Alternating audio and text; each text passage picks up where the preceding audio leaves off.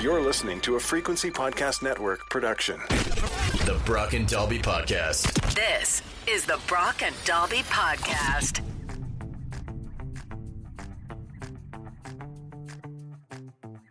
I'm sick and tired of my targeted ads, man. On like social media and on websites? Yeah, I bought the missus some lingerie like around Valentine's Day there. Ooh, spicy, I like it. Dude, ever since then, all I get is like panty ads and lingerie ads. They're like, hey, you need any more? We got you. Dude, it's aggressive too. Yeah. Like they're like twerking ads and whatnot. So I'll be like out in public. Yesterday I'm at the grocery store just scrolling, waiting, and it's like, yo, if you see my phone, I look revved up, dude. Look like a real pervert. Oh yeah. Well, the funny thing is because it's women's underwear, but they know that the advertising is for men. Like they're trying to get men to buy this stuff for their ladies, for their partners. So it is geared to make you like, oh, my girl would look really good in those. But it's like, dude, I bought it once. Yeah, and that's yeah. all. That's the thing is like sometimes you can even just pause on something. Yeah. And then you'll get ads for it for weeks. Oh, dude, we've been looking because I mean, you know, we've got the 3 kids and the 2 of us kids are getting bigger now. We've been looking at maybe getting a bigger vehicle, like a 7-seater.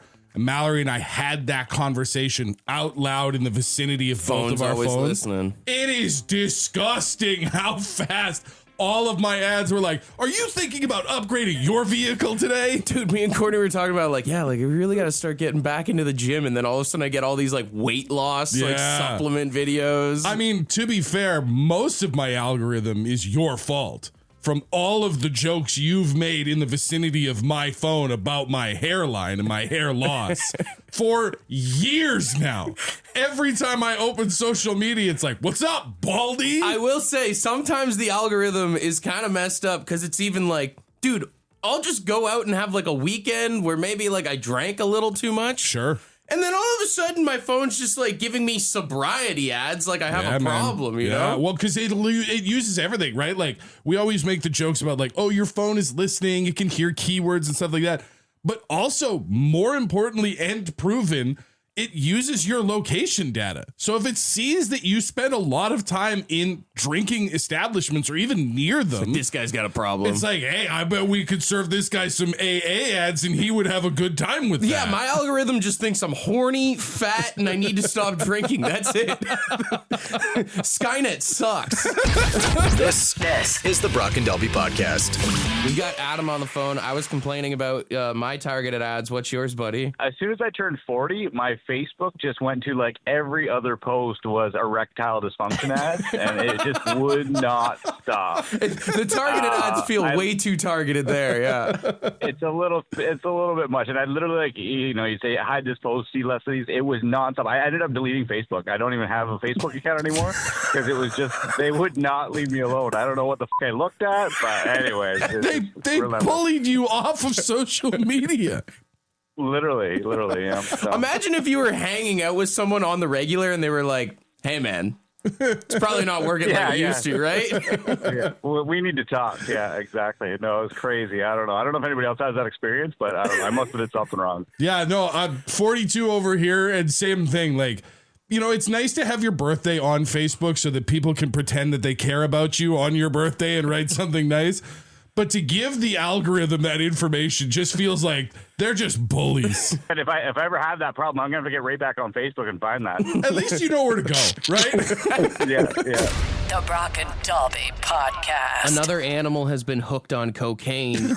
We've heard about the cocaine bear before, of course. Yes, of course, famously, the movie and everything. Last year, we learned that sharks were also getting into the narcotic. It's just crazy how this stuff gets around. Well, apparently cocaine is affecting the salmon now. Salmon are getting coked up now? Yeah, researchers actually did a 2-year study where they were given salmon cocaine to see how they would react. So wait, we're not even like, oh, some salmon stumbled upon. We're straight up giving them lines. Well, it initially kind of started kind of the same thing with the sharks where they noticed because of drug trafficking and like bricks of the drug ending up in the water Sure. that, you know, the animals were getting into it. So they figured they wanted to test the salmon to see how it actually affects their lifestyles.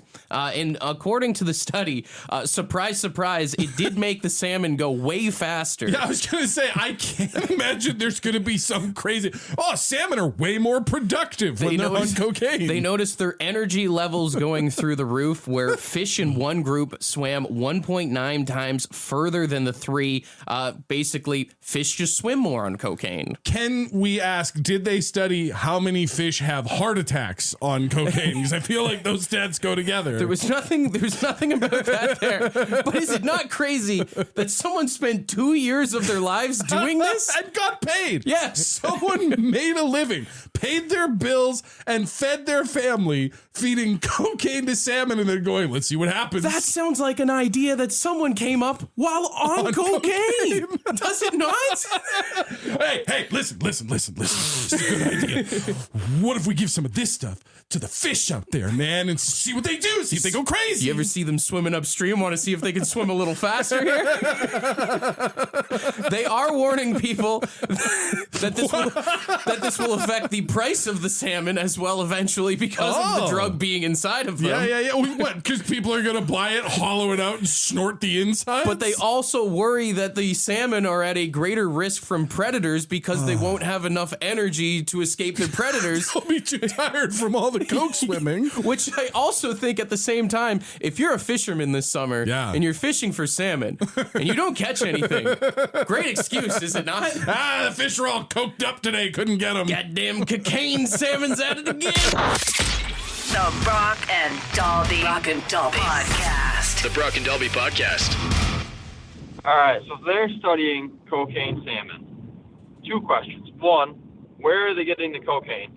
Really good question. And 2, well, the other one, how are they tracking this? So, like, are they just giving someone, like, a kilo, and they're like, all right, we trust you.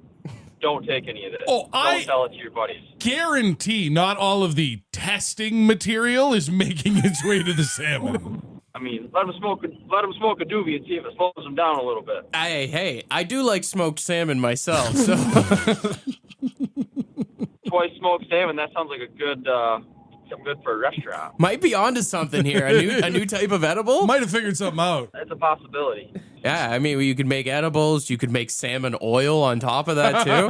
Kind of endless possibilities on this one here, brother. Dude, what are those little fish eggs? The little salmon roe that you see on top of sushi? Yeah. And every one of those has just got like a little milligram in it or something like that. Honestly, after having this conversation with you, my friend, I'm understanding why they wanted to give the salmon cocaine. The Brock and Dalby Podcast. We got this message on the bad line yesterday. Hey guys, I just wanted to say a very, very big thank you for a little idea you dropped regarding this American Airlines and trading cards. Well, I went online and I created myself trading cards for my company. I tagged Brock in it. Have a look. Share my stuff. And I thank you very much for the idea, guys. You guys rock. You make my morning. If you don't remember the conversation, we were talking about the American Airlines, how they're handing out trading cards for all the different planes. And we were like, you should just do that with business cards. Yeah, because we were saying don't give out planes, give out pilots. That's what would be sick. And this guy, he owned Road Warrior Polishing. And if you look at this, he made like a little trading card there with his stats. He did give himself 100s on everything. Well, it's his business. I mean, you gotta if I got a business card from someone, they were like, when it comes to this aspect, we're only about a 65. Like, I would appreciate the honesty, but I don't know that you got my business. I mean, if it was a real trading card, I don't think you'd go to a lot of businesses, I guess. No, that's just it. You gotta smooth it over. Well, it got me thinking after seeing Road Warrior Polishing's trading card here, if everybody in real life had a trading card like baseball player style. Like, you could just hand them out like, this is me in card form. Like, if I guess your ID had stats on the back of it. Oh, God. What would be the best stats that you'd want to see in life? Yeah. And the worst stats in life? I mean, right off the bat, I keep thinking about like things to do with my physical fitness. Like,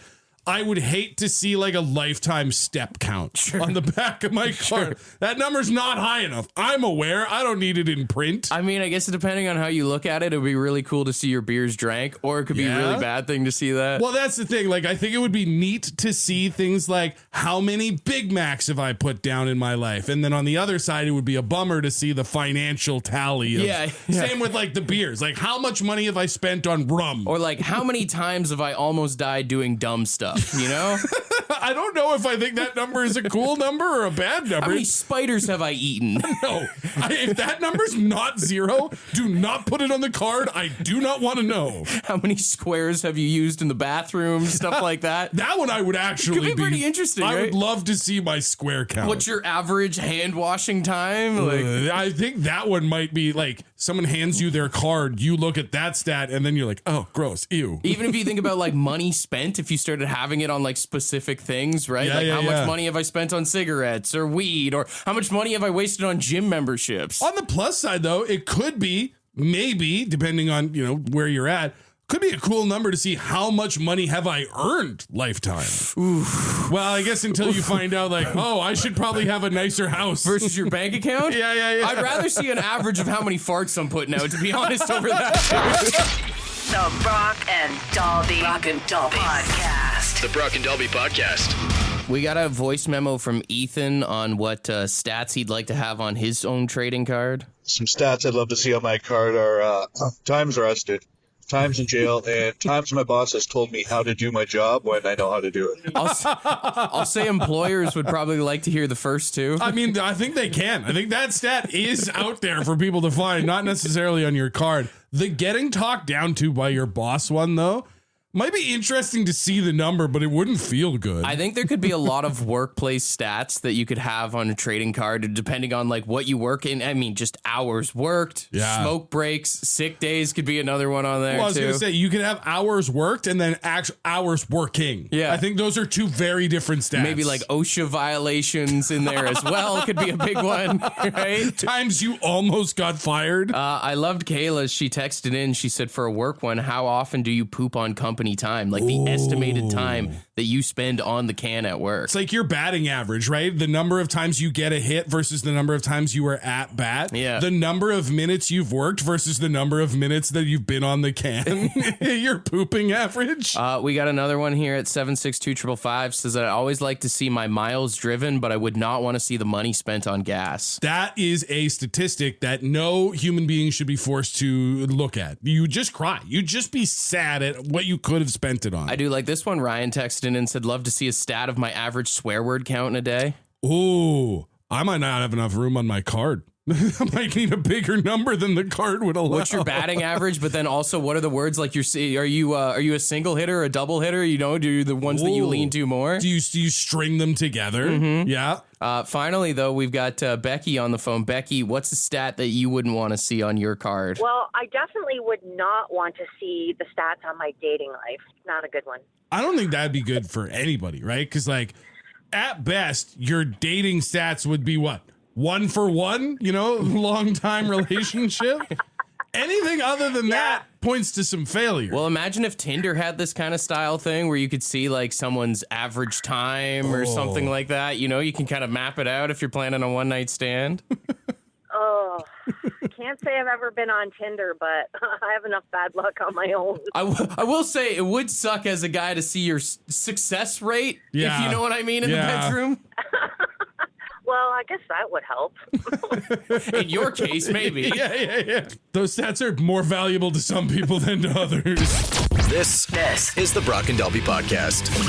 Doug Ford claims that he has officially sold his private jet back to Bombardier for the same price that they paid for the plane. And very interesting that Bombardier would not try to hold the government to, like, hey, you guys are the ones that need to get your money back on this. Maybe try and get themselves a deal. To just buy it at the exact cost that the government paid, I'm sure that there's no handshake deal in this one. Most definitely no backs being scratched No, there. definitely not. Doug Ford does believe there's a double standard being applied to him when other politicians here in the country have their own private planes. I did laugh. The CBC literally had a reporter call the office of every premier of every province, every territory, and ask, and every single one of those spokespeople said our premier flies economy on commercial flights. Yeah, right. With like a couple exceptions. I think it was like Wob Canoe in Manitoba. They were like, he sometimes has to charter a plane to get up to like rural northern Manitoba. Oh, the polar bear country. You're like, yeah, okay, that makes sense. But yeah, a lot of churched up opinions of the premiers. There are a lot of ears here right now. How many of you have ever been on a plane before and seen a politician sitting in economy? Never mind just a politician, the premier of the province. Like, you'd think that people would notice if the premier was sitting in the middle seat with you in economy. The last person I'd trust in the emergency exit row, to be honest with you. The Brock and Dalby podcast. The Brock and Dalby podcast. I got a Florida man story for you and another contender for potential headline of the year if you're ready for this, Dalby. Let's go. Florida man arrested at Waffle House after trying to baptize alligator. So man walks in with alligator and tries to have him reborn. Yeah, check this out. He literally walked into a Waffle House recently. Don't know where he got the alligator from. Grabbed a pitcher of iced tea for the act, and that's when obviously people decided to call the authorities. Do you think that they were upset about the alligator or the iced tea theft? Which do you think spawned the call? I mean, the alligator's more scary than the iced tea thing. Well, to you, because you're not a Florida man. The man claimed he was on an urgent spiritual mission and decided to use the iced tea to pour over the alligator. Witnesses say diners initially were confused, thinking it was performance art until the alligator hissed. Yeah, I would have to assume it was a bit, because I don't think that my normal human brain would allow me to think this is really happening. The man has been charged with animal cruelty and illegal possession of an alligator as well, which I guess is a serious offense in Florida. Illegal possession of the alligator, I'm all for.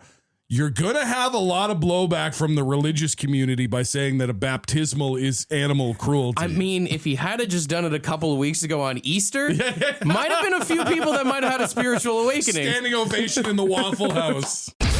This is the Brock and Dalby podcast. Earlier on the show, we were talking about if we had like real life trading cards for people, what stats would you want to see and what stats would you not want to see? What are you thinking, Ashley? Well, I think like both good and bad would be successful attempts at first time parallel parking. Because it'd be good to see like, you know, the amount of times that you were successful at it.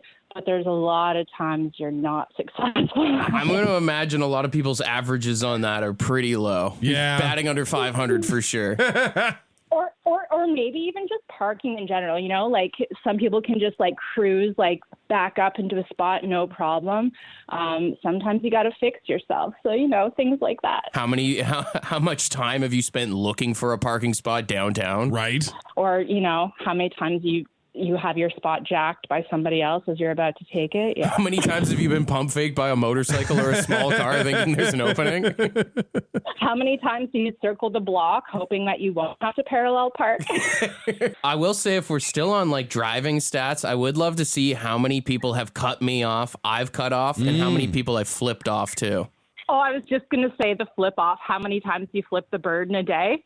Oh, my God. I'd love to see the average on that. I don't think I would. I think that between the flip offs and like how many times you've yelled at another car, I would probably have to take that number to therapy. Imagine if you could find out the numbers of how many times your kids have flipped you the bird behind your back. Nope, I don't need, because we're going to fight. If it's more than one, we're going to fight. The Brock and Dalby podcast. Did you know that Athens, Greece is the best smelling city in Europe? No. Care to explain why? Apparently there was a survey or a study done of all the big cities in Europe, and they were ranked according to a smellometer. They were given a smell score. Interesting. Based on things like, one, their environmental performance index, like how clean the city is and that sort of thing, but also the number of bakeries in the city, number of perfume stores, flower shops, and just other general things that build a wonderful aroma to a city. And Athens was ranked at an 8.3 out of 10. Okay. As the best smelling city in Europe. I've never thought about traveling somewhere based on smell, but I mean, I guess. If you're planning on being outside, maybe doing a lot of walking, seeing the sights, like especially in a place like Athens, like there's so much rich history to look at. The last thing you want is for it to be stinky when you're outside. Yeah. Surprising number 2, Paris, France. I've never been to Paris, but from what I've heard, it smells like pee. Yeah, so that's kind of what I thought too, but I guess they rank it more on like there's a lot of coffee shops and like outdoor patios and that sort of thing. A lot of croissants. A lot of bakeries, a lot of flower shops, a lot of cheese outlets. Apparently that I've always thought of cheese smell as maybe being on the negative side. A little overwhelming, to be honest. But yeah, apparently Athens and Paris, the top 2 places. And I'm same as you. Like I'm reading this study and I'm like, this is interesting. But like, if my family and I were booking our next vacation, I would never stop to be like, well, what does it smell like? What that smell like, yeah. But I guess on the other side of things, and I hate to like point fingers or call anybody, but you ever been to Prince George, British Columbia? Got that paper mill there. I'd never go to Prince George, British Columbia. It stinks. You know what's funny is I think there's a lot of towns that have factories and it makes it stink, but then there's also, think about the ones that have like those McCain factories. I know. Just smell French fries all the time. I know that there are people that love the McCain fry smell. There's a McCain factory in southern Alberta, and I can't remember exactly where it is. It's awful. It is roll the windows up and turn off the air intake when you drive by. I guess it's like living next door to a Subway or something, right? Like most of us love that bread aroma. It probably gets old pretty quick. Do you think a city with a lot of Subways would get a higher smell score? Like, do you think that would increase the ranking? Every time a new Subway opens up, your city goes up in the list? Maybe. That's not a bad idea. It's Subways and it's Home Depots. If you've got a Home Depot in your city, you're probably higher on the smellometer than you used to Nothing be. I love more than the smell of wood and bread. This is the Brock and Delby podcast. We're talking about good smelling neighborhoods versus bad smelling neighborhoods. Dale texting in saying living in Brockville for a long time with the cookie factory they had there. Also the 3M plant. He said the smell of masking tape in the air. Yeah. You know, I have to say, it is statistically weird how many people listen to this show and apparently lived either next to or above a bakery of some sort. Yeah. Like the number of people texting in about smelling fresh bread and fresh cookies. Well, the Sudbury Wonder Bread plant has come up a lot on the text line too. Yeah. Also, a lot of people talking about like wood stoves. Like if you live a little bit maybe more rural. Sam said like on a nice, calm, cold morning where everybody's wood stove is going and it just like through the air, you get that burning wood smell. Not for everybody, but I love it. Dude, well, even if you live in a neighborhood where people can have like backyard fires. Dude, it is the nicest. Or if you're not great at cooking and somebody near you has a barbecue going. This one I think could go 50-50. Someone said, I live near a grow-op and the smell of weed always runs through the air, which if you like it, right, you like it. But if you're not a fan of that stuff, that could get old real quick. Also, if you're trying to get off of it, probably a little tempting. That used to be the sign of a bad smelling neighborhood. Yeah. Now it's a sign that your neighborhood might be flourishing pretty well. You might be doing well. We got Brother Jay on the phone. What's the smell of a bad neighborhood in your opinion? It kind of smells like piss and crap and garbage.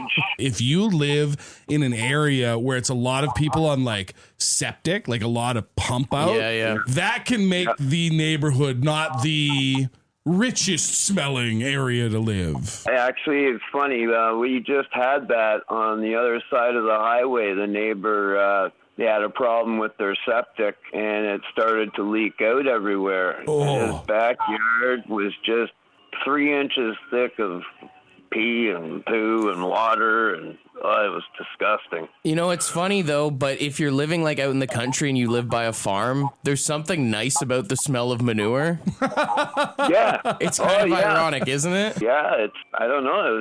That's just something you smell. It's the sign that spring is here, yeah. It's this weird line that we draw where it's like someone's septic tank leaks and it's like human waste and you're like, oh, gross, disgusting, clean it up.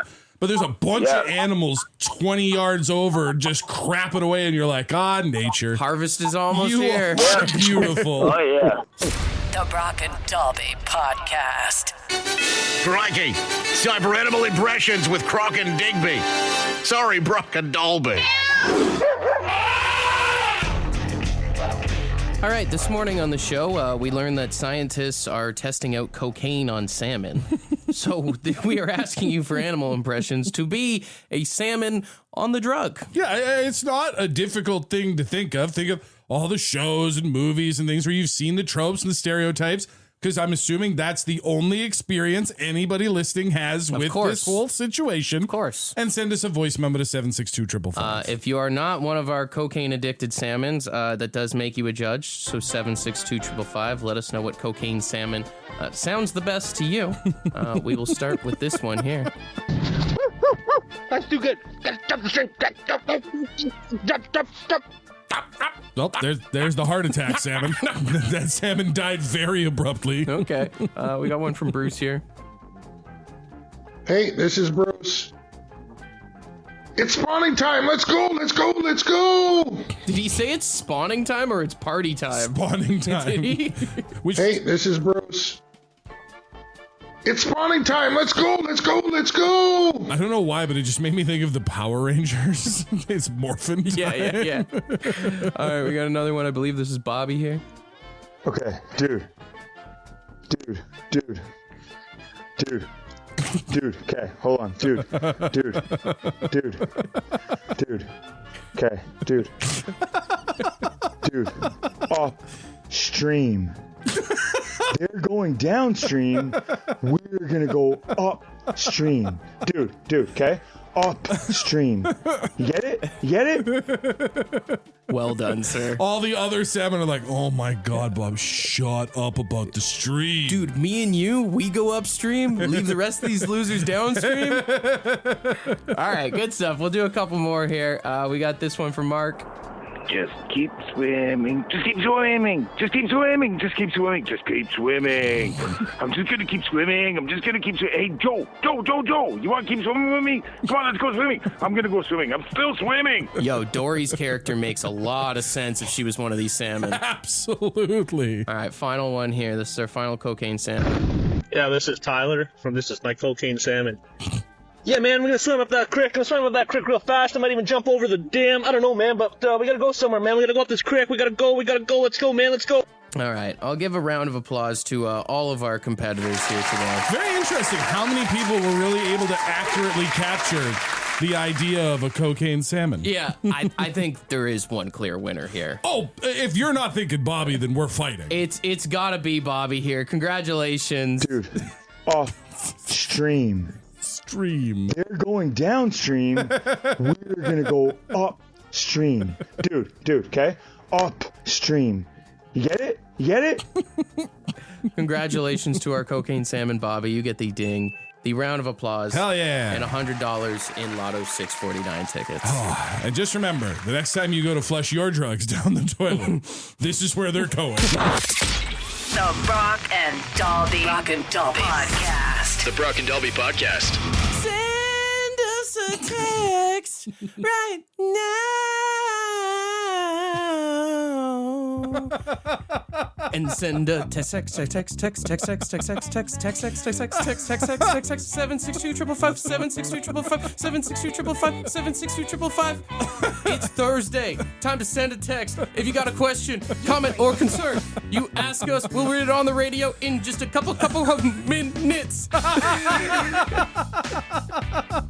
Okay, keep going. Really landed the plane on that one, brother.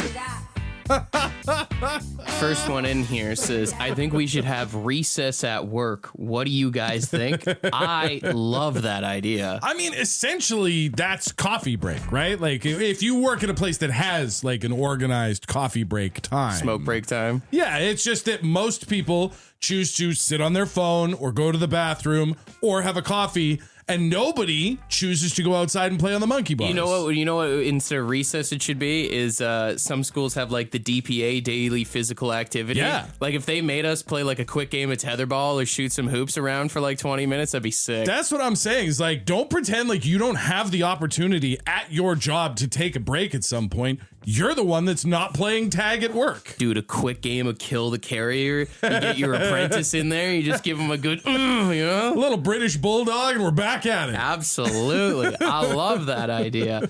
Someone said, meeting my daughter's boyfriend for the first time this weekend. Got any ideas on how I can mess with him? So here's the thing. Have you thought this out as a dad? I have thought it out, especially because my oldest is a girl. And I have decided what I'm going to do when she brings boys over.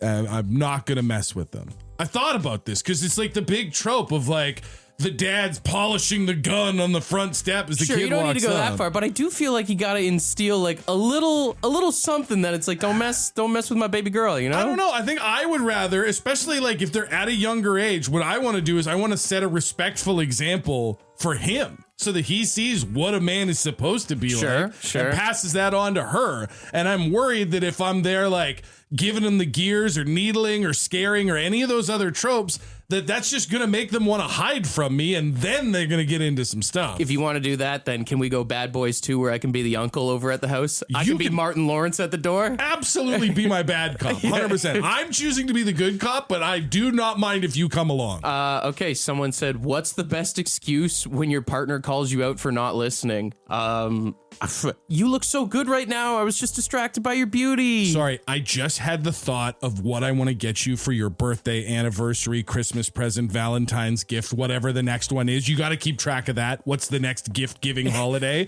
And I was just trying to like commit it to memory before I lost the thought because I think you're really going to like it. A little too wordy. I think you could just go with maybe there's a spider on your head. And then she'll completely forget what she's talking about. She'll freak out and then you're in the clear. I don't know that the best strategy is to immediately send your partner into a panic. Oh, try it out. Let me know how it works. All right, final one here. Someone said, what is the largest mammal you think you could knock out in a single punch? Oh, with a single punch? I mean, probably human. Depending on the size of the human. I don't know. I'd say raccoon.